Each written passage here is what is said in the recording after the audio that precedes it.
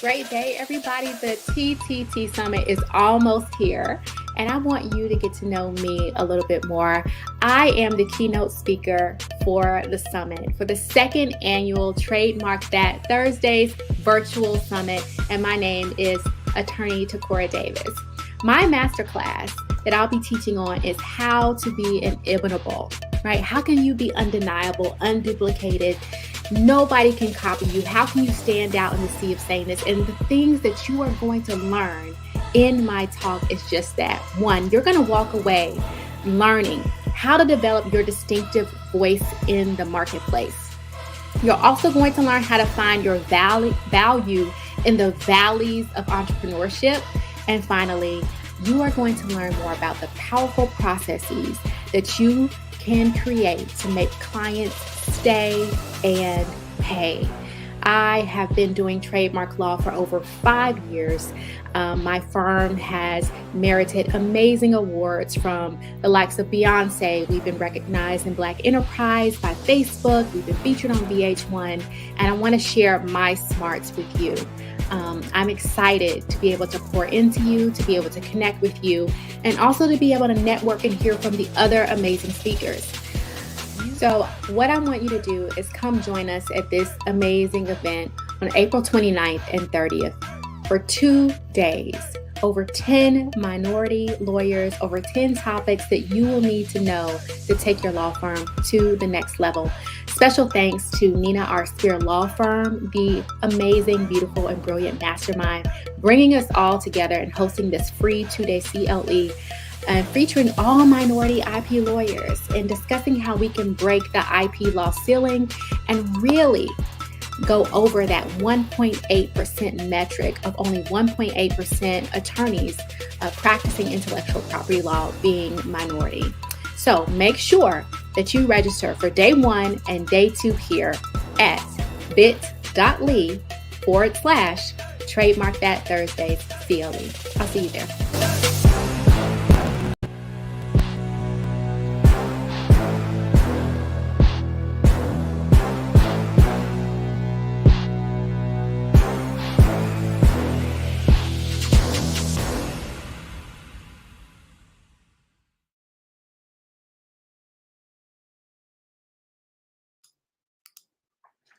Hey, everybody. Can you guys hear me? Hear me, see me? Let me see in the chat. I want to check my tech, make sure you, all right. It seems like y'all can hear me. I hope you guys are doing well. I am beyond excited to be here today to pour into you guys and to just share my smarts with you all. I am elated to see people in the comments that I went to school with, some of my mentees, people that I poured into, a lot of people I've connected with on social media. And so I don't take it lightly that I've been asked to come before you today and really just pour into you and to keynote this amazing conference. And so first, I just want to give honor to Nina that she had the insight and the foresight to say there's a need in the market to meet the needs of my colleagues. And she steps up to be able to connect so many powerhouses, so many voices who are really leading the way in the realm of trademarks and serving our community. It's one thing to serve our clients, but it's also another thing entirely to serve our colleagues. And so for her to have a heart of service to us, to ensure that we can do better collectively, that we can break that 1.8 ceiling that's been there for years of saying this is how many people, how many of us, really about 558, I think it's a stat across the United States of Black women attorneys who practice trademark law. And with our indigenous sisters, it's less than I think it's like a 0.3%, and our Hispanic sisters, it's around the same, right? But our communities are growing and they're in need of our service. And so I really want to talk. You probably are going to cry, so generally, whenever I speak, I tell people you need the following things. You need a pen, you need paper, and you need tissue. Okay. So if y'all don't have those things, I'm probably going to give you 30 seconds to get it because I'm going to give you strategies today. You're not going to leave here the same way that you came. Okay. So make sure that you have that. I may not be looking, I'll periodically look at the chat. I'm going to periodically look at the chat. I do love interaction, but I will wait for the end for Q&A. So yeah, let's get started, y'all. Okay, so today I'm speaking with you all on how to be inimitable, how to stand out in a sea of sameness. So, before I kind of get into how we get to do this, I want to share with you guys something. So, I was watching the movie Harriet. Now, Harriet came out several years ago, but there were many scenes that spoke to me, but one that showed Harriet's courage. And I'm speaking about Harriet Tubman. And so, Harriet Tubman, I'm assuming everybody knows who Harriet Tubman is, but I'm just going to take a moment. Harriet Tubman is the Moses of our people, meaning that she led so many enslaved Africans to freedom. And so while watching the movie Harriet, there were many scenes that spoke to me, but one that showed Harriet's courage in the face of fear took my breath away. Harriet was leading her charges to freedom land when they faced a river, and none of them could swim. None of them, and it was older women and men, and they even had a small baby. And so fear began to grip them, and arguments and resistance ensued because they were facing this river. And she was telling them, we have to cross, you know?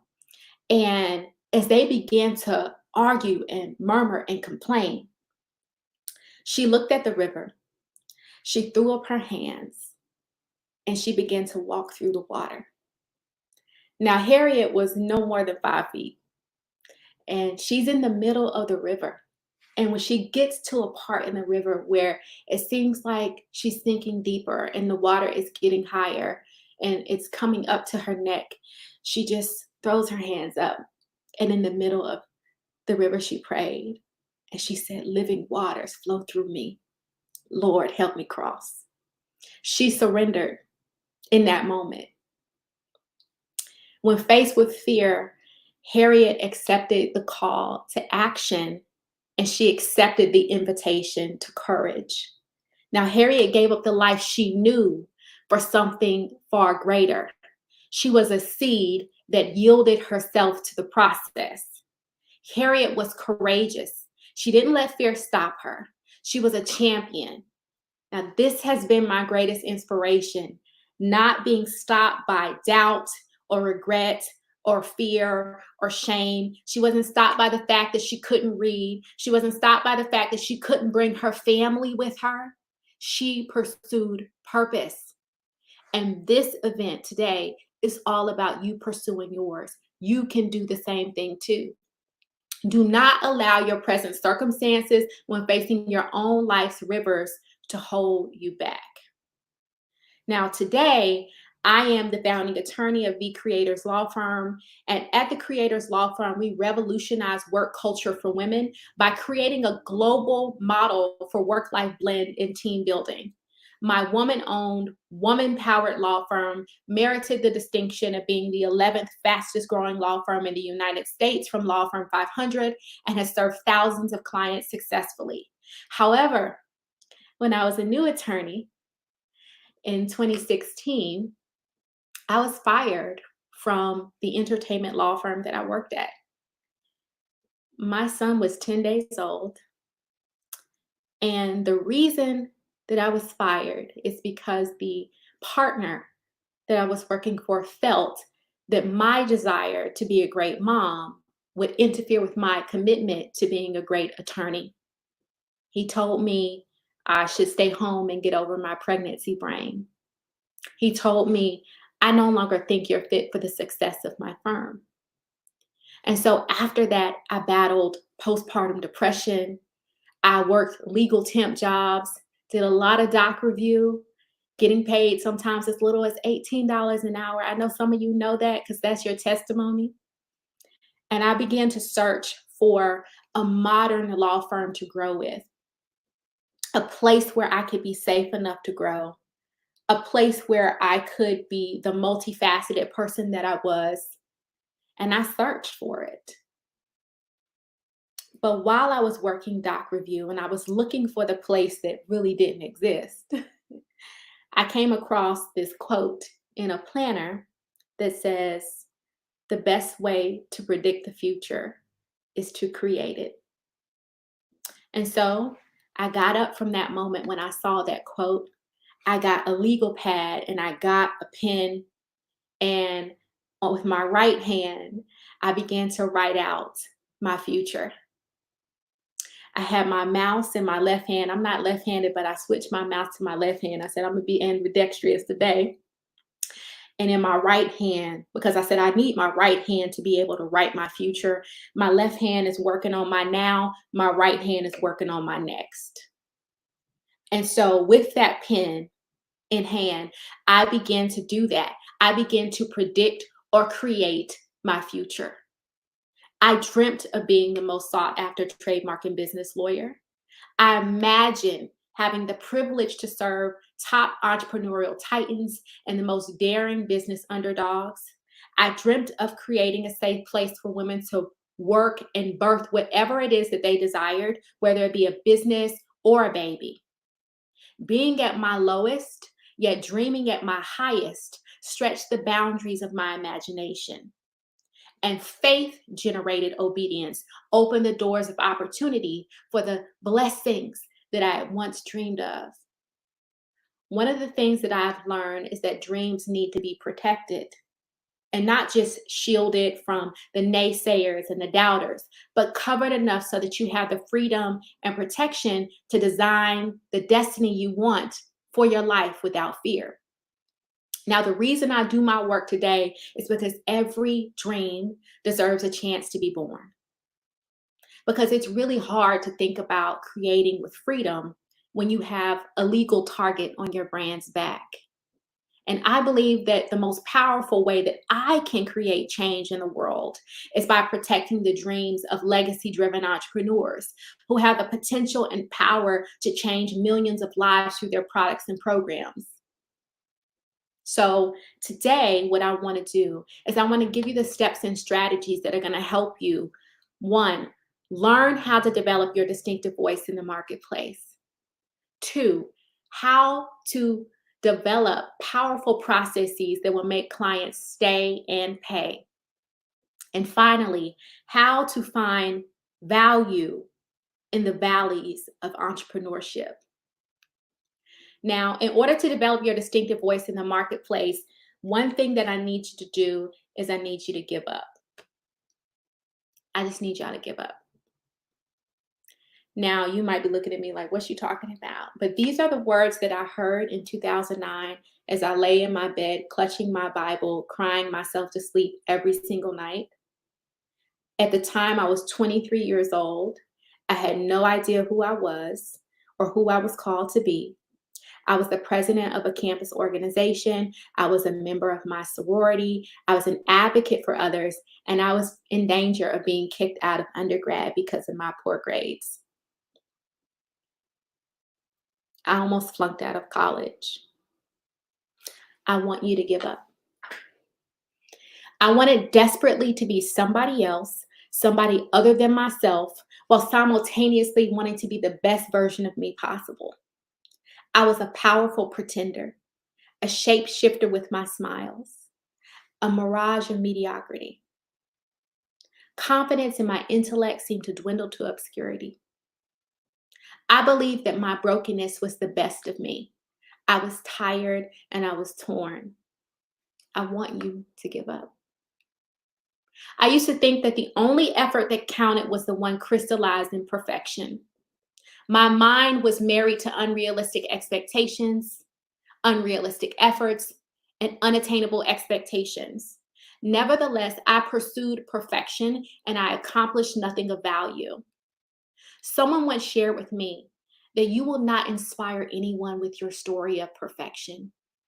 But boy, did I try.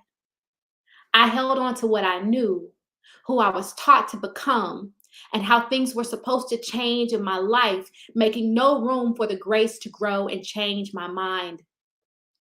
It wasn't until I did just that, change my mind, that things began to change me into a champion. I want you to give up.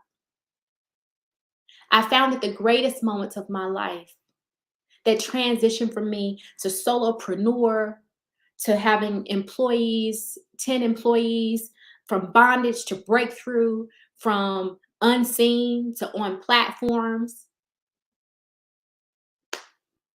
was the result of me giving up. Developing your distinctive voice in the marketplace requires that you give up any preconceived notions held of what's acceptable for you as an attorney. It requires you to give up the ideas that were embedded in us throughout law school that make us overthink and doubt our excellence, that make us feel like we're not supposed to belong in rooms that have our names on them, that makes us feel like there's too many Black attorneys practicing trademark law, that why does it really matter if I try anyway? You have to give up all of the doubt and the fear and the shame and the overwhelm that is attacking you in your minds. And remember that your feelings don't matter in the face of facts. The facts are that last year, over 940,000 trademarks were filed. That's over 200,000 more from the previous year. The facts are that Black women and Latina women are the fastest growing group of entrepreneurs in the United States. The facts are is that we encompass less than 2% of the people that could serve them well. There's more than enough for you. But what you have to figure out is how you can show up as you, not as a carbon copy of me or a watered down version of someone else or a sliver of this other person. What makes you special? What makes you you? What makes you inimitable, unable to be duplicated, unable to be copied? What makes you you? I think of Ashley Kirkwood. Ashley Kirkwood is inimitable. Yes, she's a trademark attorney. Yes, she does business law, but she's also an amazing coach for speakers. And she leveraged her skills and talents with respect to speaking that invited more people to come into her law firm. Now, she is a thought leader in that space, and people respect her voice because she showed up as who she was, not fragments and pieces of who other people were. What makes you special? What makes you so amazing, but you keep discounting it? What are the compliments that people give you that you brush away and you reject because you're not used to someone telling you how great you are? Pay attention to the good things that people say about you more than the bad things. Some of you are walking around entangled in the weeds from negative words that people spoke over you. And they are clutching the life and the creativity out of you.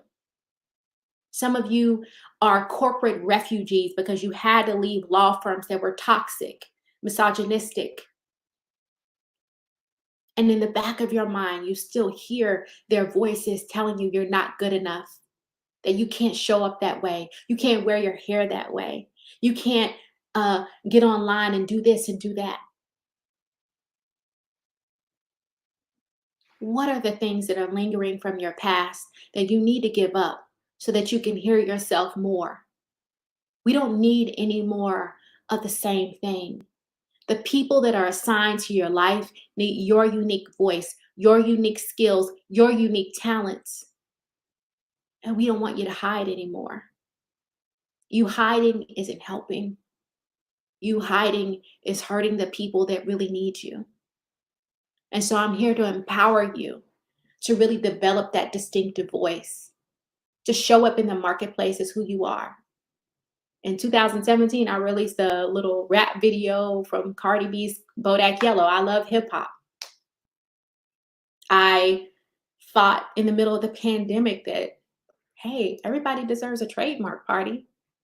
And it's been such a long process. There should be a celebration. And so I created the first that I knew of. Maybe somebody else had done it before, but I don't know. But it was a virtual trademark party experience. It had over 300 people attend live, over 500 people RSVP. I made $185,000 from that event in not even a month, in a couple days. Because I gave up the idea that I couldn't do something like that because I happened to be an attorney. And then after that, I said, I'm going to send my clients trademark party boxes because then they're going to have a great experience. And so I noticed that that's inspired a lot of other people to do the same, which is fine. When you develop your distinctive voice in the marketplace, that means that you are a blueprint. My good friend Ty Jackson says, you're not a black sheep, you're the blueprint. And blueprints are meant to be copied. So you have to be okay with being a trailblazer and doing something differently than nobody else has done before, and knowing and understanding that people are going to imitate you and emulate you, but being confident enough to know that no matter what, you are still you, that no one can copy the complete facets of who you are. As I transition to talk, let me check the chat to make sure y'all all right. Okay, we at church. Amen, amen, amen, amen. Yeah, God is here. All right. So the next thing, powerful processes that will make your clients stay and pay. One of the things that allowed me to be distinctive from any other attorney when I first started was I knew that attorneys were horrible at communication, they were terrible at processes, and providing excellent customer service. How did I know that? I Googled, why do people hate attorneys in 2017? And I discovered that there are a list of reasons why people disliked attorneys. And so I took note of that and I said, I'm going to be the anti lawyer. I'm going to do things differently. I'm only going to focus on trademark law. And so I niched down my practice. I only did trademarks. And not only did I only do that, I began to say, okay, what can I do to stand out in the marketplace? And so I began to make sure that I had workflows for everything, auto responses, templated emails. And so when it comes to process, a process is basically a way that you can have repeatable steps that really empowers yourself and your team to have a continual system or way of doing things. And so that's how we create processes in my company. It was always important to me. And it's always top for me because customer service means it's something that I do better than a lot of other people. And so when it's not done well in my organization, I have a serious issue with it, right? Because that's what makes me different, right? And the experience that I create for my clients is unmatched. It's just inimitable because it is through and through I'm educating people to take action, which is one of my company tenets. What do we do? How do we serve? We educate people to action. I'm empowering you with education in hopes that you will take action to protect yourself, right? So the processes that you need to make clients stay and pay are the following. You need a marketing process. How are you going to show up and serve the audience assigned to you? How are you going to be able to build consistency before them? How are they going to know and understand how you're there to serve them? I'm at the point now where pretty much the month of May, April, I really didn't post anything online because I'm getting a lot of business now from referrals or repeat clients or whatever. And I'm focusing on, pushing my website out there. And I really, sometimes take time off here and there, especially when I have a big launch coming up. But in my early days, I couldn't take no days off. But it didn't matter that I wasn't posting on social media all the time because I have a marketing system so that if someone calls the office or if somebody submits a website inquiry, those people are all put through the same funnel. And then I have a series of emails that are auto-generated to respond and nurture them so that they are encouraged to get on the phone with me and my team. And so now we're at the point where, okay, we're booked out 2 weeks for calls, That's because I have a marketing process. It's a lead generation process, really. So having a lead generation process allows your systems to work for you. I want you all to get in the mind that your technology is your first employee. Before you go and you hire someone, because the largest expense in my business is payroll, is my people. right? But before you go and you have that first hire, you work the heck out of that system. You do everything that you can to squeeze that system out to work best for you. Some of you are not using Dubsado to your fullest potential, Lawmatics, Locus, whatever it is that you're using. You are not using it to your fullest potential, and you're getting upset with it because you haven't used it and exercised everything that it can do. Now, you will outgrow a system. I've outgrown Dubsado. I just have.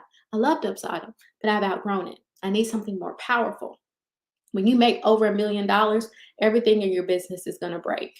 All the systems and all the process that you put in place, honey, is going to break. I'm just giving you a forewarning, right? But that's okay. If you build a strong foundation, you can rebuild from it. So make sure that you have a lead generation system with respect to your marketing. You have a lead nurture system. So not just getting the leads in, you got to nurture them. The statistics say that it takes on average between 7 to 12 contacts, I believe, before someone actually converts into a client or they take some sort of action. Well, if you have 2 follow-up nurture emails in your system, that's not going to cut it. You're going to have to continue to provide value. Most of the people who then schedule a call with us, it's on the 4th or 5th email, not the 1st or 2nd, right? Lead generation system, lead nurture system. You need to have a sales system, a sales process. What are you saying on your sales scripts when you get on the phone with people? How are you following up with them to make sure that they still know that you want to get them, and convert them into a client, right? You also need to have a system in place when they become a client. You did all that work to get somebody on the phone, convert them into a client, and then after they give you the money, they don't hear from you for a week or two. They don't know what's happening with their file. You have to have strong workflows and systems that will touch point with the client to make sure that they feel supported and heard. You have to have a system when as it relates to damage control. Anytime somebody's upset, any of my clients are upset, my team immediately knows. Escalate it to me or escalate it to one of the executives within the company. Call the client on the phone. Nobody wants to be emailing when they're upset. Call people on the phone and let them be heard. Hear what they have to say. Say, hey, I know how I feel about this situation, and I understand, but I want to hear I heard your email, I read it, but I'd love to hear it in your words too. And what you'll end up finding is that the people who are the most upset with you will give you the best advice. Nobody's more honest than somebody who's mad at you, especially somebody who's mad at you than paid money. Humble yourself, because angry clients or disgruntled clients or frustrated clients are like fortune. They will tell you exactly what's wrong with your business. And then you have data. You have a powerful piece of information that you can do something with. I have a list here. I got back on sales calls last month. I wasn't doing sales calls for like 8 months or so. And I got back on sales calls. And so I have my list here. And I was talking. And I went through and I said, okay, I converted some people. Some of these people, I should have identified 7 people that I spoke with, right? And I should have never spoke with them before. Now, on average, I take 7 calls a week. Then I have other people in my team. They take calls as well. And so I said, man, I took 7 calls from 7 people. I never should have spoke with them because they weren't ready to move forward, or they weren't ready to make a financial commitment, or they were just asking some simple questions like, what's the difference between a trademark and a copyright? I don't need to be talking to you. If you want to know that, you can go to my Instagram. And I was getting frustrated. I said, that was like a week wasted. I said, hold on, let me be thankful. Let me be thankful. I'm going to choose gratefulness, because even though I spoke with 7 people and they didn't convert into a client, boom, I put them onto my newsletter, because just somebody's not ready now doesn't mean they won't be ready in 3 months. But also it gave me powerful data where I said, oh, they weren't ready. Here's the things that they all have in common. This is a data point that I can use to filter out people. I filter out people. Everybody doesn't even get a link to schedule a call. But how could I also further filter people out? I can do this with this data. Let me not get frustrated with the fact that I spoke with all these different people. That's amazing. First of all, that people were even calling me, right? But use what's happening in your business because your business is talking to you. And if you will listen, the data will deliver you. And if you don't have something in place where you can start to collect data, you need to get something in place. This makes me want to open up my mentoring again, as I feel like this is shifting into. Right? So, lead gen, lead nurture, sales, scripts, follow up after the call, and then analyzing the data from your calls. So, what happened this month? Last month, I had a 60% conversion rate. This month, collectively, it was 29%, right? I said, "Ooh, what happened?"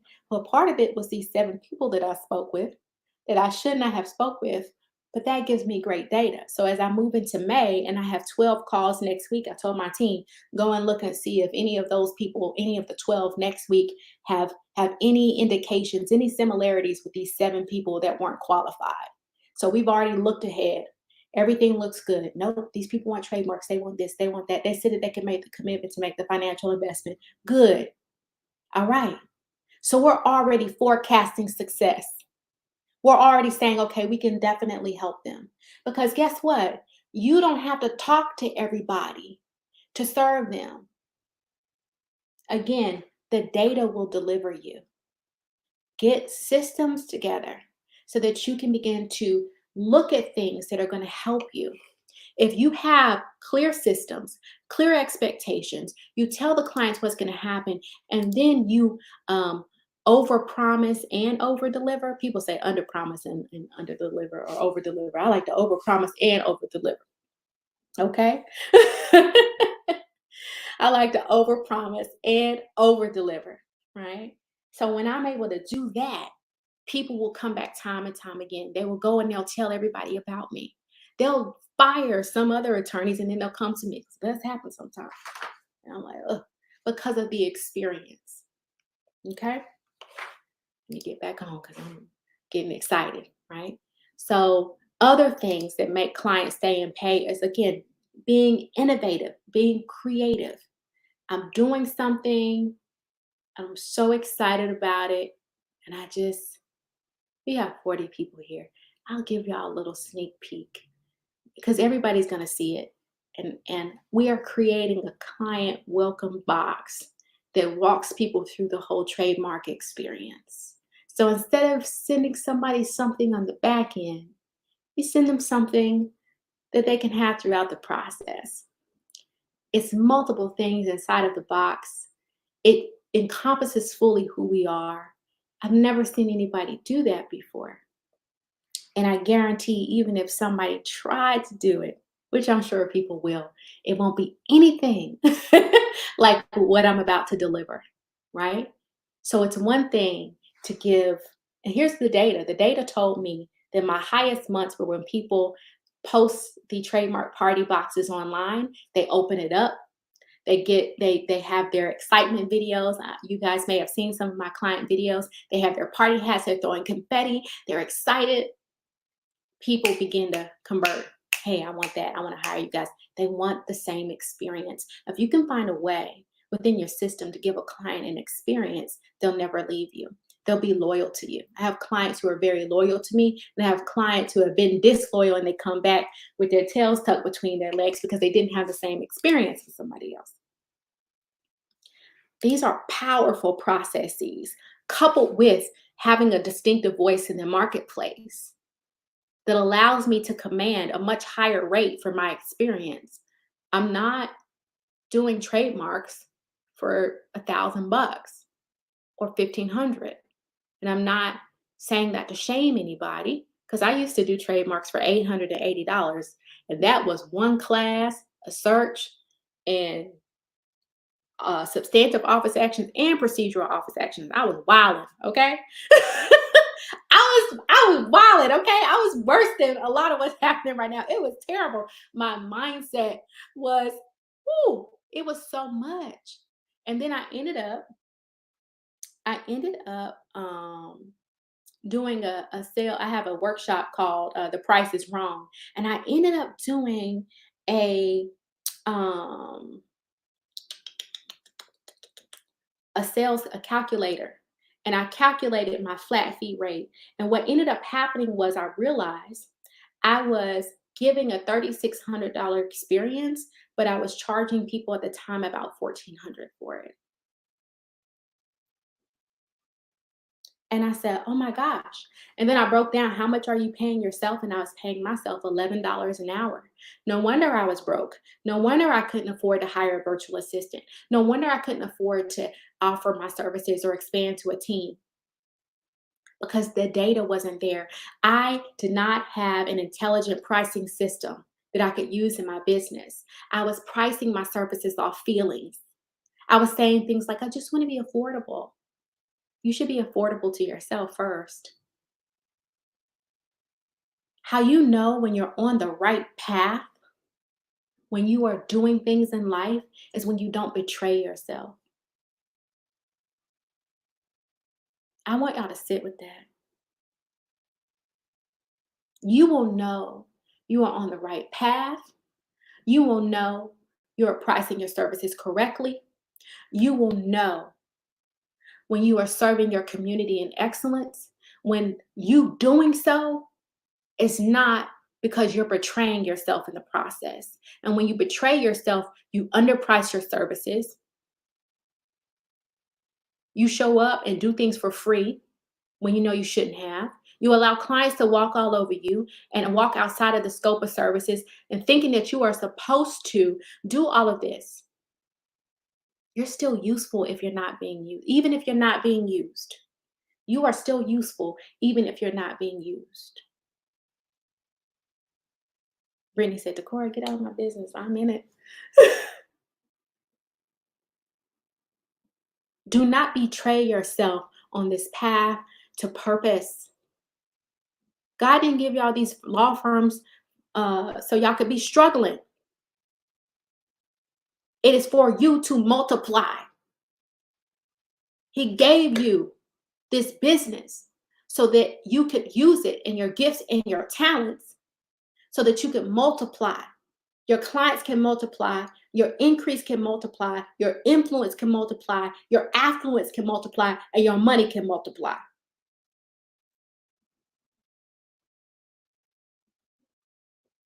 Y'all got these God-breathed ideas, and you're supposed to show up in the marketplace. Y'all know listen, if anybody ever asked me to speak, I'm talking about Jesus, okay? So his name is on my firm. It's the Creators Law Firm, you know, right? He did not give this to you so you could be struggling. Struggle is not your portion. Stop betraying yourself. These people will pay you more if you know how to sell to them. This is how I talk to people on the phone, on my sales calls. So why is getting a trademark important to you? How is it going to benefit you?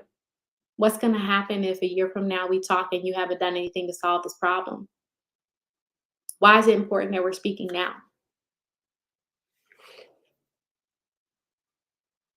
And then at the end, they said, well, how can we work together? I said, okay, well, this is what's going to happen.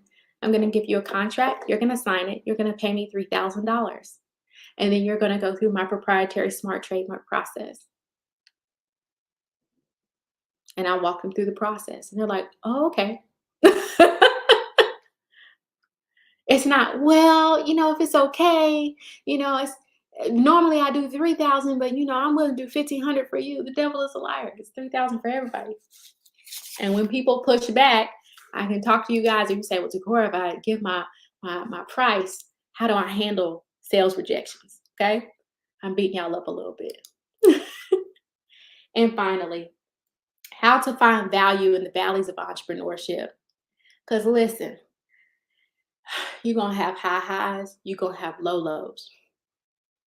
The level of stress and pressure that entrepreneurs are under, and couple that with being a lawyer, it's already stressful enough being a lawyer, but then we have the audacity, the unmitigated gall and gumption to become entrepreneurial lawyers.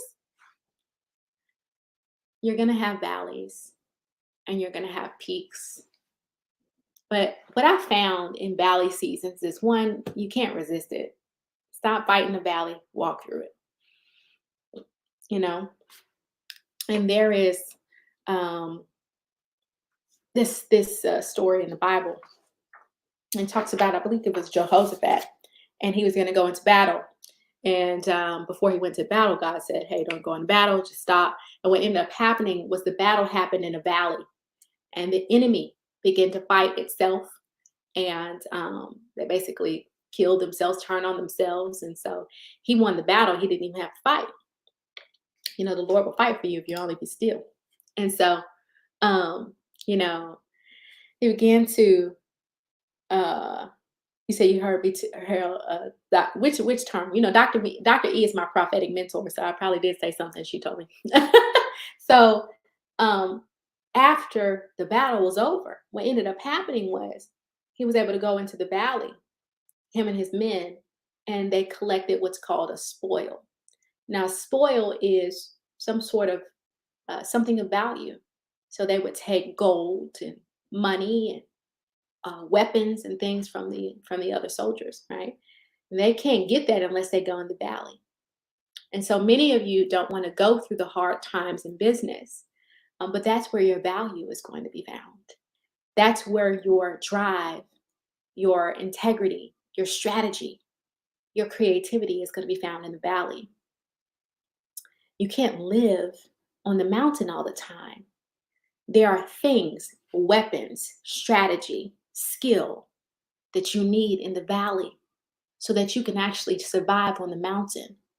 Because I guarantee you, me having my very successful years and months, if I had that when I first started, I'd have squandered and wasted so much because I did not have the skills in order to maintain it.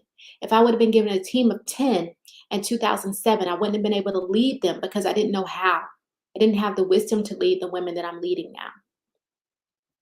You have to go through the valley. That is where your value is found. In my valley, that's when I came up with the idea of, let me throw a trademark party. I mean, it just seems like everybody should do this. We should do it. It's in the height of the pandemic. The world is shut down. I say, okay. My husband, I said it on July 3rd of 2020. I said, let's throw a party. He was like, all right, let's do it. Me and him playing the whole thing. He was my cameraman. I had my scripts. He had a little stop sign up that he would hold up for me. Ended up making 185 in the valley because that's where the strategy was. The strategy was, it's a pandemic. I don't know if I'm going to make it out of this, but God, I trust you and I have faith. God, I know what you told me. And I'm just going to try to do something that I think sounds crazy. And I've never seen anybody do it before, but I'm going to do it. And because of that, I was able to hire my team. I'm like, oh my gosh, paralegal, you get a job. Levon, you get a job. New person, everybody was getting jobs. Another six-figure month, another six-figure month, another six-figure month. That was my new normal because I was in the valley and because I was low and I humbled myself. The idea that came into my head to do it, I just ran with it. I didn't overthink it. I didn't talk myself out of it. I didn't say, that sounds crazy. Other people haven't done that. People are going to look at me like I'm unprofessional. I didn't care about what somebody said was professional or wasn't professional. I know who I'm called to. You all know who you're called to. Don't let somebody who lacks melanin or somebody who is not your same gender or someone who you wouldn't even take their opinion try to give you some sort of criticism. If somebody doesn't have the authority to tell you yes, don't you dare let them tell you no. You go forth and you do the things that drop right in your spirit and stop talking yourself out of those God ideas, those big ideas, those $1 million ideas. That idea spearheaded the fact that I have $1 million law firm. That idea is why I have the 11th fastest growing law firm in the United States, because I continue to innovate and outdo myself. I'm not worried about nobody else. I'm trying to outdo Takora. I'm trying to outwit Takora. I'm in competition with myself. I don't know what anybody else is doing, really. I see it, I cheer them on. But part of the reason in that valley, I also found clarity. I began to compare myself with everybody else. And I didn't like it. I'm not a jealous person, but I was very jealous in that season. And I was like, I don't understand why this person, this great stuff is happening. Why is it happening for her? I should have thought of that idea and I didn't. And, you know, and I said, God, why am I being jealous? Like, I'm not a jealous person. Like, this is not who I am. I don't like it. Why am I doing this? Why am I comparing myself? And he said, you compare because you're not clear. I wasn't clear about what I was building. I wasn't clear about what my firm was developed for. I didn't know where I was leading my team. I had to go to a hotel room for 3 days by myself and I map out my whole vision for my company and what I was building. And then after I did that, we got back on it. I got that Beyonce grant. There were other things that were happening, more provision. God only provides provision where there's clear vision. So if you're struggling monetarily, it's likely because you don't have vision. You're just operating in survival mode, not strategic mode. You have to shift. You're going to have to shift from survival. And I get it because I know what it's like to just be surviving. I know what it's like to be like, man, I'm just really trying to make $4,000 a month. I'm just really trying to make six. If I could just make 16, that'd be great.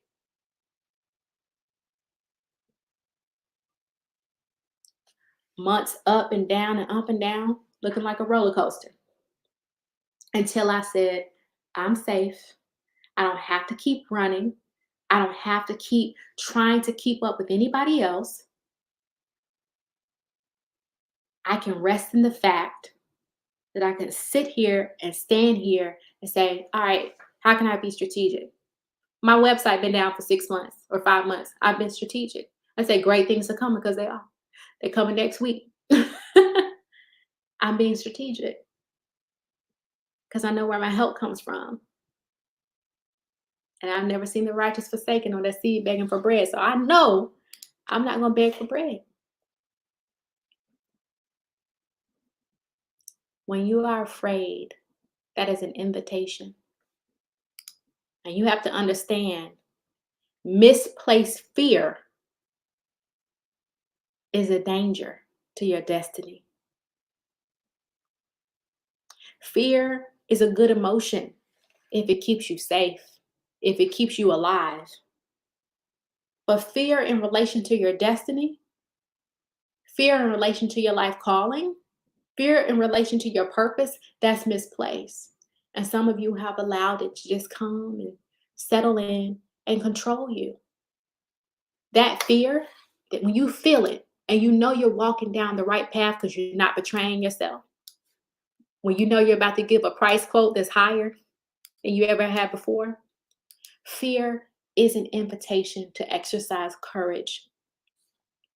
There's a really great quote by Guy C. Patton that says, the difference between fear and courage is that courage holds on 1 minute longer.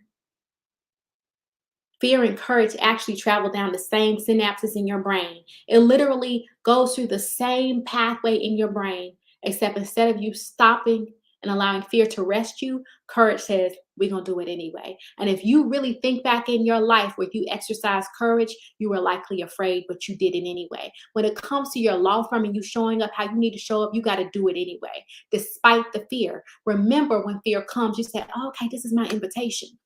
You need to get excited when fear comes. Oh, this is my invitation. This is my next level. Let me RSVP for my future. Yes, I'll be in attendance. And it don't matter if you ain't got a +1, as long as you going. When watching that movie, Harriet, there were many scenes that spoke to me, but the one that showed Harriet's courage in the face of fear, that was the thing that literally took my breath away. She accepted that call. Like, she gave up her limitations. She didn't care. She was like 5 feet tall. She didn't care them folks was arguing. Despite the limitations, despite her reservations, despite other people murmuring and complaining, she yielded herself to the process. She gave herself up to the process. One of the things that I'm not going to do as I'm pursuing my purpose is I'm not going to allow my mouth to disinherit me from success. That's what happened with the children of Israel. For 40 days, they complained, they murmured.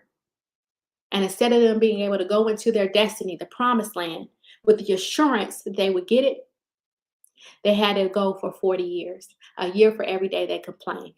Your mouth can disinherit you from your future. Watch what you say about yourself. Watch what you say about your law firm. Watch what you say about your clients, because you could disinherit yourself from success. And maybe your children will see it, but you may not see it because of your mouth. All right, y'all. I think that's all I got. So, Nina, I don't know if you want to come up here and um, oh, good. I got me some questions. Okay. Hi, Miriam. What do you do when something personal in your life causes you to lose clients? I'm currently pregnant with twins. Congratulations. And some of my consults are telling me that even though they really like me, they don't feel comfortable hiring me during pregnancy. Okay. First and foremost, whew, okay, that is ridiculous. So I had my daughter when I think I was like maybe a year or two in. So I completely understand that, right? And so what ends up happening is a couple things, like you don't necessarily have to tell these people that you're pregnant. So that's one. Two, you could say, even though I'm pregnant, I actually have a team in place who's going to be here to provide support, and that could be a law clerk that you hire to kind of help manage things. It could be that you have processes in place that is going to allow them to continue to have, monthly updates and things like that. So one, I would use discernment and how to share that information with people, because I really don't appreciate the fact that people are discriminating against you, but you also need to be prepared because we live in this world and we have foolish people. But being able to say, you know what, we are a business, and so we've accounted for this because we actually want people to have a work-life balance, and I'm building my business in order to have that. And so because of that, we know that our clients are going to continue to be served, and here's our plan for continuing to serve our clients. And thus far we've served over X amount of people, in this season total, and they're completely fine with it. And I would do that. I would do that. Your children are a blessing. My children have definitely been a blessing for me, and they've really inspired me to be creative on a whole new level. So that's what I would share with you. Next question, if I have any. Royale says, to stand out, do you feel it's important to be yourself or niche down? I think you have to use discernment in that regard, right? So when I started in 2017, I was like, I'm niching down, right? That same strategy may work today if you can be very creative with your marketing, um, and your lead gen and your lead nurture, right? So niching down and having really strong marketing, a really strong sales pipeline, a really strong strategy, really strong lead magnets as well. I think you can do that and be quite successful, right? Um, but either way, the two are not mutually exclusive. Like you can still be yourself and niche down, right? So um, if you want to ask me a little bit more about that. But again, the two are mutually exclusive. You can do both. You can be yourself and niche down. Next question. Nina, how do you deal with people who literally only want to speak to you? Well, they can pay to speak to me. If you want my time, and you only want to speak to me, then there's payment required, right? So if people, and I tell people I have a very capable team. I train them. They operate in the same spirit as me, right? And my team deals with a lot of people, and the only people that I'm really striving to talk to now are my general counsel clients. If they pay me like 5K a month, right? Well, then you have access to me. I have a phone number, all that good stuff, right? And so, that's kind of how I handle it. If people only want to speak to you, then, you can say, well, what questions do you have, for this person? Or excuse me, what questions do you have? Or you can instruct your team. Hey, what questions do you have for her? Because I'm happy to facilitate. The other thing too, is Nina, is that you have to set the expectation with people up front that they're going to be working not just with you, but with a team. So I tell people that, if I say, hey, the reason that I'm able to do what I do and do it well is because I have a team. You're not just the benefit of hiring me is not just one attorney, it's this, right? You have to know what your value is, right? And so if people want to just speak to you, sometimes I will accommodate people who only want to speak to me, especially if they're older clients. But most of my new clients, they don't try that. But it's really about beginning to shift the culture of the business and telling your clients, like, this is what we're doing. This is a new thing. These are the things that are going to be changing to serve you well. If I have to hop on the phone with every single client, I'm not going to get work done. So I would do it that way. That is literally all the questions we had, but not all the questions for you. So definitely tons of questions came in with the registrations that I have saved specifically for your talk. Okay. Mainly about convincing clients that it's worth the investment. That has been a huge theme in closing the deal. There's some other ones I'm going to ask you, but let's just start there. Convincing clients that it's worth the investment.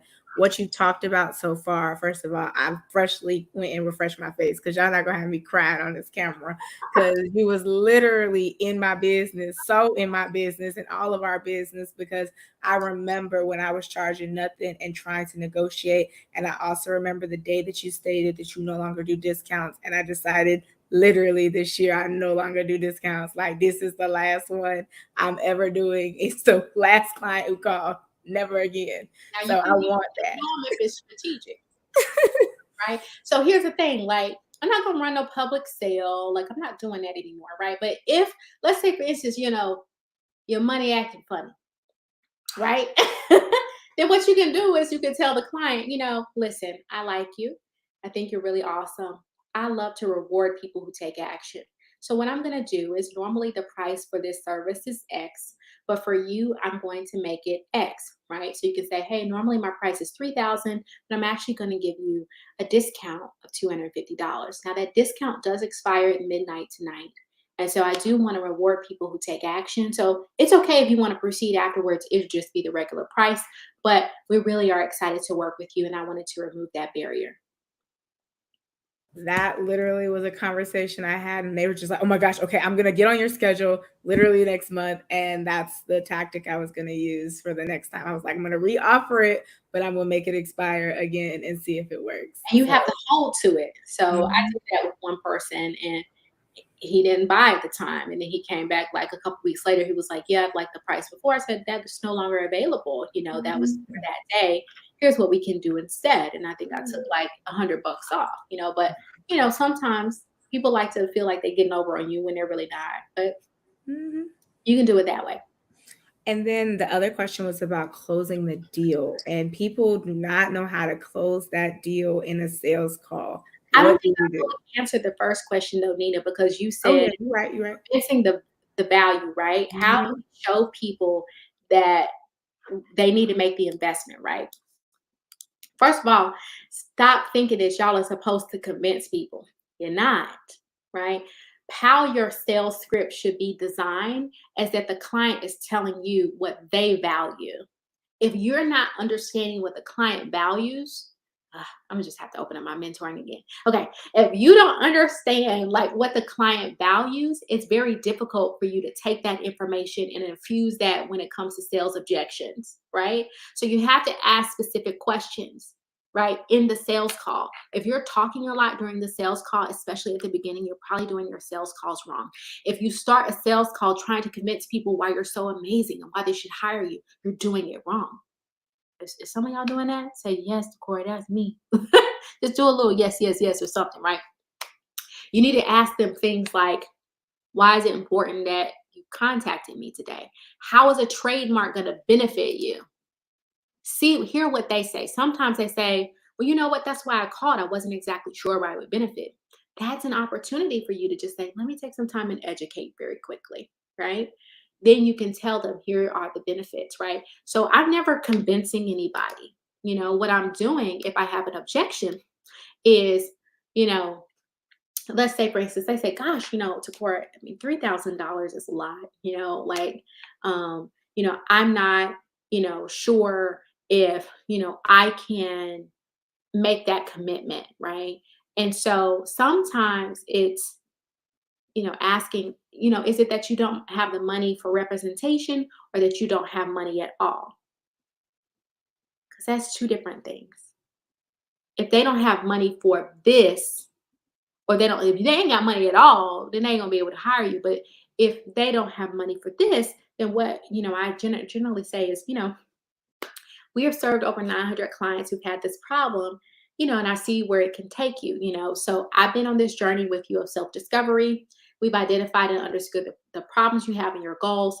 And I've gone on this journey with hundreds of clients before, and all of them have paid me $3,000 in order for me to help solve this problem. So while I appreciate you telling me that your perspective is you cannot afford this, what I'm really hearing from you, if I'm listening the right way, is that you're not seeing the value in what it is that I'm going to offer you by way of peace of mind or by way of exclusive brand ownership, right? And then talking about what their values are. Sorry that somebody had another question. It was about confidence. Janisha said, I struggle with being confident in myself as an attorney. I'm the first attorney in my family. I yearn for a personal mentor. Any advice? Well, welcome to the club, right? I'm a first attorney on certain sides of the family. There's another attorney, he's an older cousin, right?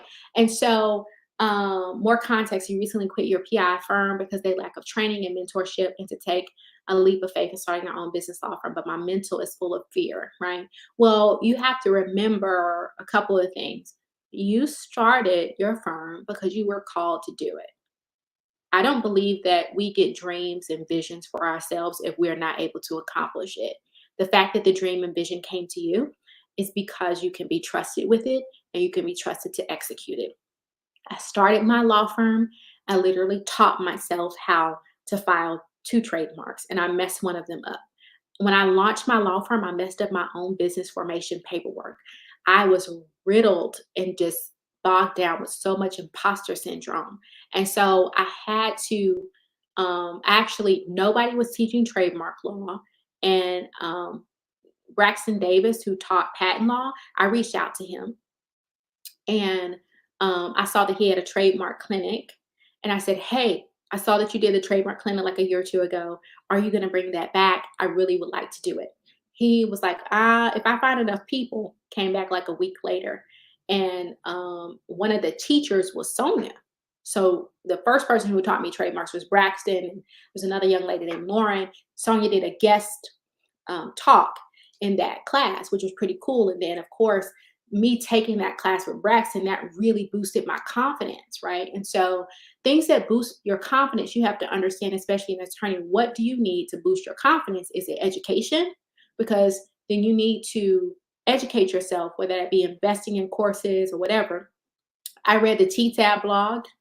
I would go and read how other people did their trademark applications. I began to understand certain nuances and certain patterns. I would read TMEP. I didn't have a mentor. God was my supervising attorney. So that's all that I had, right? And so you have to really, when they say get it out the mud, you have to go and look for it because success leaves clues, And so that's what you can do, So just building that confidence, trying to find a mentor, you know, I think that, I have my mentee. I think Ruki is a really good example of how to approach somebody as a mentor. So Ruki's my mentee. She's been my mentee for 2 years. So Ruki paid to get on my calendar. She paid money. She paid for a legal consultation. She sat down with me. We talked. I really appreciate the fact that she did that. Not that I'll help anybody that I potentially can, but the fact that she was like, I'm going to figure out how to do this. So she paid me and we sat down. I thought that was really cool. And I said, hey, she said, can I reach back out to you? I said, yeah. She began to reach back out to me.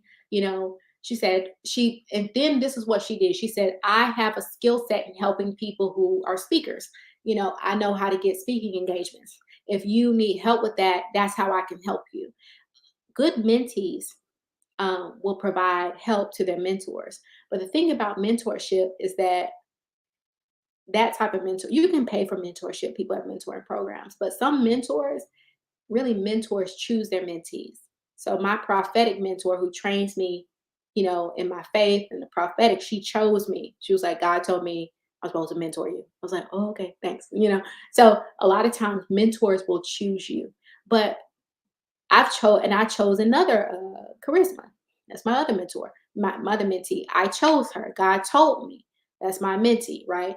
And so God will also do that, where He will allow people to seek you out, especially if I see you trying. Like if I see you trying and you're going out there and you're doing your best and you're doing out, like people will want to help you. So yeah. So you just, you choose them. So in terms of that, you can't you can't hide in a corner and think that your mentor is going to notice you. So there's this, I think that there's a concept of living on the edge of destiny, right? You're on the perimeter. Your mentors are in the palace. So if you guys are just on the perimeter of the castle, if you are on like the edge of your destiny, if you're showing up a little bit but not much, right? You're not even showing up enough to affect the algorithm. People can't even see who you are. Your mentors are never even going to see you, right? You have to keep pushing and keep going and keep trying and keep strategizing. And people who see that effort as you get closer to the palace, right? If you get closer to the top, right? They'll be like, oh, you know what? She's doing a really good job, or this person is doing that. I'm going to help them. Hey, let me reach out. Let me tell them that, right? And so I would encourage you to say, okay, I'm going to accept the invitation of fear and choose courage, right? Instead, because I understand that your confidence is affected, but your confidence is likely affecting your currency, it's affecting communication, it's affecting culture, it's affecting relationships, right? And so continuing to expose yourself and be vulnerable, is totally necessary. Yeah. So I think Whew. Sorry, I'm over here typing, girl. I'm over here letting you speak. This the floor for you. You just stay extra time. I'm just sitting over here, just I'm happy to like see a little. looking at the clock. And I said, y'all better thank her. It's extra time. Takora be so busy. She definitely couldn't come on the calendar tomorrow because she'd be speaking somewhere else. So, like, literally, this is your time. And y'all, I'm literally just sitting here in awe because Vivian was like, Nina, you gotta check out Takora. Like, she's the one. I was like, I know of Takora. I was like, but I didn't know there was groups. And so she's like, yeah, there's groups, girl. She be talking in the groups and she be sharing. And your one about how to do the calls and actually start counting calls helped me organize that system so much because I was like, yo, I can measure my success. I was trying to figure out how to measure the calls and how to basically get numbers down. And I'm gonna let y'all go, but I got one more question for you, Takora, that I saved especially for you. And the words are scaling sustainably in technology. Those are the words that I have for you. I literally saved those words for you because you are literally, you and Sonia together scaled so sustainably now versus when you started because you told this story and I didn't know this story.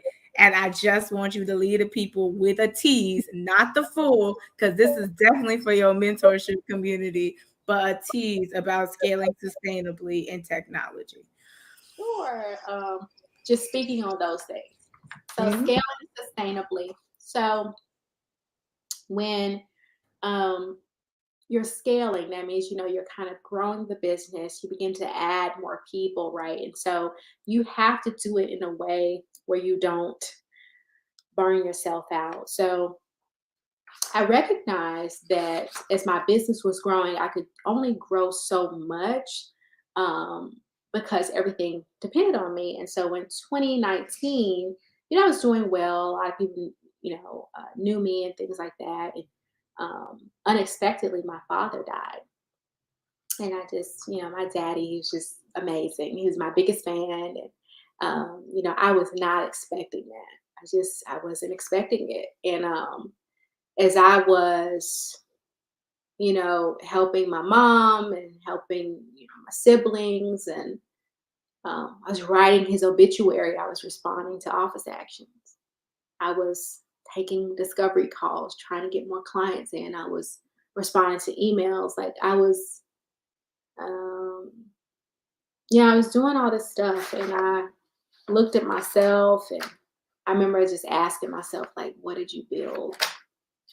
What did you do? Like, I was so afraid to hire anybody because I thought, well, if I hire them, what if I have to fire them? If I hire them, what if they steal my clients or something?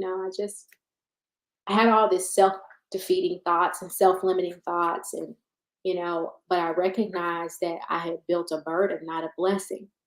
Um, and so I went through the rest of that year still really kind of struggling. Um, and at the end of it, I realized, I had some encouragement from a coach to go back and extend an offer to LaVon. So LaVon is our head of legal now, and she worked briefly with me in 2018, but I could not give LaVon a full-time job because I didn't have my pricing structure correct. So I really focused on how do I get my pricing right? Um, how much money do I need? And I had to offer her a part-time job. I couldn't give her a full-time job. I said, would you like to come work for me part-time? This is how much money it'll be. And LaVon came. She was like, yes. So she started working 20 hours a week. Um, and I got a paralegal intern from the local community college, which was, free. They were like, they got course credit. So I began to train my paralegal. Now, my paralegal, that paralegal student, she's now the lead paralegal, right? So I had her for 16 weeks training her. She didn't know anything. So, training her in our methodology and how we do things, right? And she was so amazing. I had two of them actually, and I preferred her over the other young lady. Um, yeah, I'll be open to networking too. I did that, So as you're sustaining sustainable scaling, I would say you have to make sure that you go at your own pace. I was not able to offer people benefits and retirement and all that type of stuff when I first started getting employees. It was like a year or two later, right? I even with my operations director, she actually started as my virtual assistant, and then, hey, Shauna, she started as my virtual assistant 10 hours a week. Y'all, like, I just started where I was, and people, these gurus, they'll tell you do this and do that and get these people and do all. Y'all just got to do what you can so that you can still pay yourself a market-based wage and still be at peace. You can't just, go out here and hire people and it puts you and your family in a bind, but you can do things as you need at your pace. Don't be afraid to look into foreign talent. There are many amazing people in other countries that need jobs and they can help you. Pineapple Staffing and Get Staffed Up. You know, whatever it is that you need to do, because I was making all the mistakes. I made a mistake, so a lot of y'all don't have to. Just paying pricing my services at $880. I was paying a virtual assistant at the time $44 an hour. I could barely pay myself. you know, I didn't have a handle on my finances. So if you are able to scale your business, you got to know your numbers. I made mistakes with accountants. I have stories to tell, but you have to empower yourself to not be taken advantage of by other professionals. That means that you have to take it upon yourself to be able to understand your balance sheets, your P&L. How are you able to have conversations with your bookkeepers, your accountants? I had one accountant, and she told me, uh, basically, my tax bill was like $50,000. I had already paid like at least 100,000 that year already, right? And I said, "How the heck is it 50?" Like, I was just so mad, and she didn't warn me, right? Like, if she would have told me, I could have reinvested the money back in the business. She didn't do that. You know, you think some certified public accountants or CPAs? I don't really recommend they do your books. Get you a good bookkeeper, and then find you a CFO that can maybe advise you, right? And so then she told me the next year I need to be prepared to pay the IRS $128,000. I was like, you know what? We're not talking. Like, I need to find somebody else, right? So you gotta know, like, your numbers. You gotta know your books.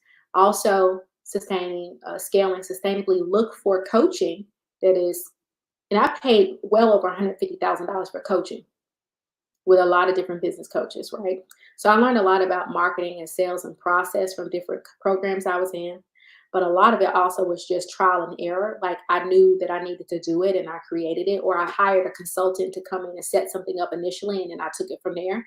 So I'm the type of person where I can see something and I can immediately absorb it. My husband says, "You're like a sponge." Because I am. Like I'll look at something, I'll listen, I'm like, oh, I can figure out a solution for it. Right. When it came to marketing, like I listen to sales podcasts all the time, you know. So I listen to sales podcasts.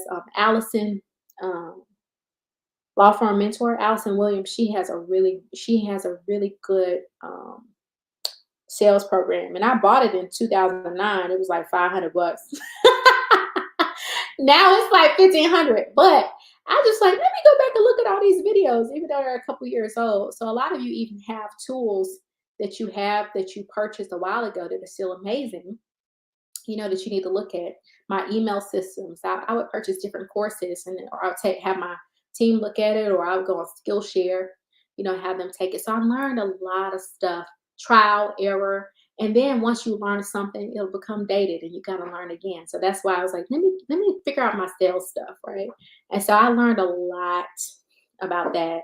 Marketing, again, I would look at other people. I love looking at legal brands for inspiration because lawyers are boring. So I don't really look at other lawyers because it's not really going to inspire me. So I like to look at beauty brands. So I'll say, oh, what do they do? How can I incorporate that into my business? I don't say that's not going to work because I'm an attorney. I'm like, how could that work for me? Right? How could that work for my business? Right? So I kind of look at things that way. And it was one more thing you wanted me to talk about: scaling sustainably, and one more thing. Technology. They want to know about the technology because it's changing so much and they can't keep up with Right. trying to be current for their clients. Right. So I have tried so many different types of tech. So I tried, what's it called? It was Clio Grow, but it was something else. Lexicata. It used to be Lexicata. Now it's Clio Grow. Then I tried Clio. Hated it. Then I did Dubsado for a while, which was amazing. Like it was great. It could do so many things. I really, really loved it. But when I hit 1 million, that ain't gonna work. I didn't know how. Like I didn't know my conversion rates with clients. I didn't know where all the sources of my clients came from. It's not very good when it comes to reporting. Um, and I literally was like, I need the data. Like one of my company tenants, I have 5 company tenants, and company tenants are different from company values because core tenants are behavioral behaviors that your team should adopt.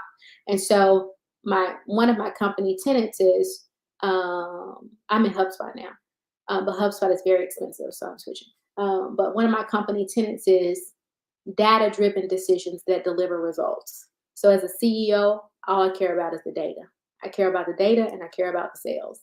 I don't care about feelings. I want the facts, right? But I'm a very empathetic leader. I care about my team's feelings, but not like what is the market commanding, right? And so the technology, you have to ask yourself several questions as it relates to technology. One, no one thing is going to have a full solution, right? I really like HubSpot, but HubSpot is like $15,000 a year. It's a grip. I think Lawmatics can do a beautiful combination of what HubSpot is going to do as well as Dubsado. I'm moving to Lawmatics now. It's going to give me the analytics that I need as a CEO. It's going to be able to allow me to do email marketing, and it's going to allow my sales and marketing department to analyze and track the data. It's going to allow my operations department to be able to do things. It's going to allow my legal department to do things. So it's a full solution. So I really like that, and it's a fraction of the cost in my mind. For somebody else that might be a little steep, but I'm going to be on the enterprise level. It's $6K a year. That's really good for me.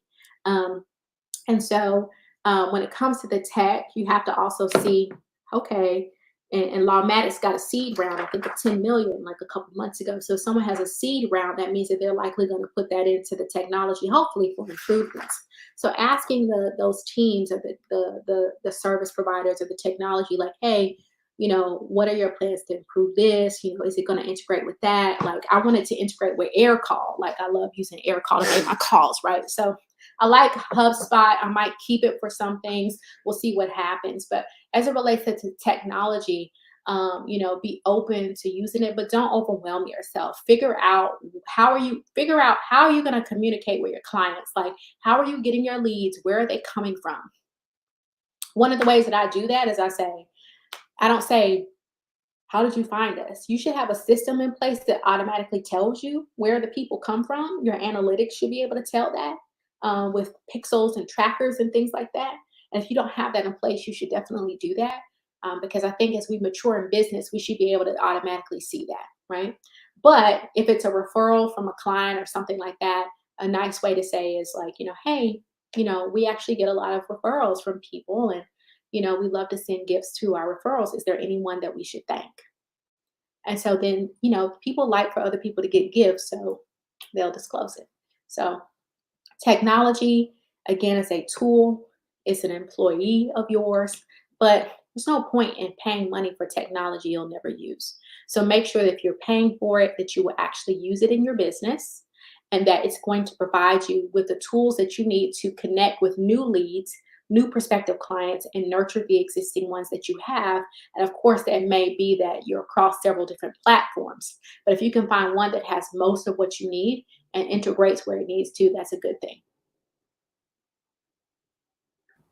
Awesome. Wow. Thank you so much. So we're going to end this with like a takeaway phrase from you, and then of course the CLE code associated with your talk.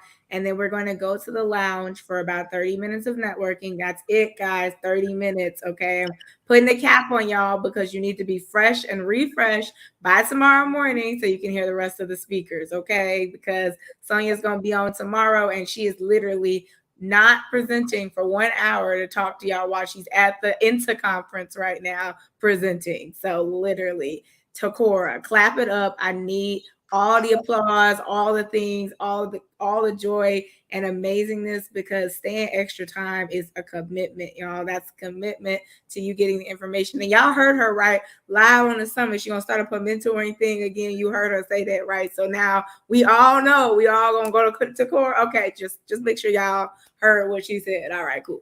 But yeah, y'all, Takora, what's your statement? What do you say? What is your challenge to the people here that came here to hear you speak? What are you challenging them to do, say, or promise themselves going forward? Oh man. So so many good nuggets. I'm trying to do, the best way to predict your future is to create it. Create the life that you want, and write it out, and then speak it out and believe it. You are going to, when people say, how do you know it's going to work? It's going to work because I'm working it. I plan to be successful. I plan to continue to dominate. That is the plan. So I'm not surprised when it happens. I plan to continue to be innovative. So if I want to have a solid future, I'm going to create it. And you can literally create it out of nothing. I did not have the most amazing pedigree. I didn't have connections. I didn't have a lot of knowledge about this area of law. All I knew was that after I saw this Black woman from Coca-Cola talk about trademarks and copyrights, I knew that that's what I wanted to do. And after I saw her, that's what it was in my mind. And that's what I held on to, because I could finally see myself doing something. And so, you know, my thing is, create the future that you want. Do not betray yourself, and don't allow this to be a struggle. Your purpose is not a struggle. So that's what I leave you guys with. Awesome. Take us off the screen, Wei Ling. We need her CLE code. I'm going to create a one-to-one networking thing for you guys to just kind of talk very, very soon. So y'all can just stay here. Stay here. Take us off. CLE code for Takora. I'm going to leave it up twice.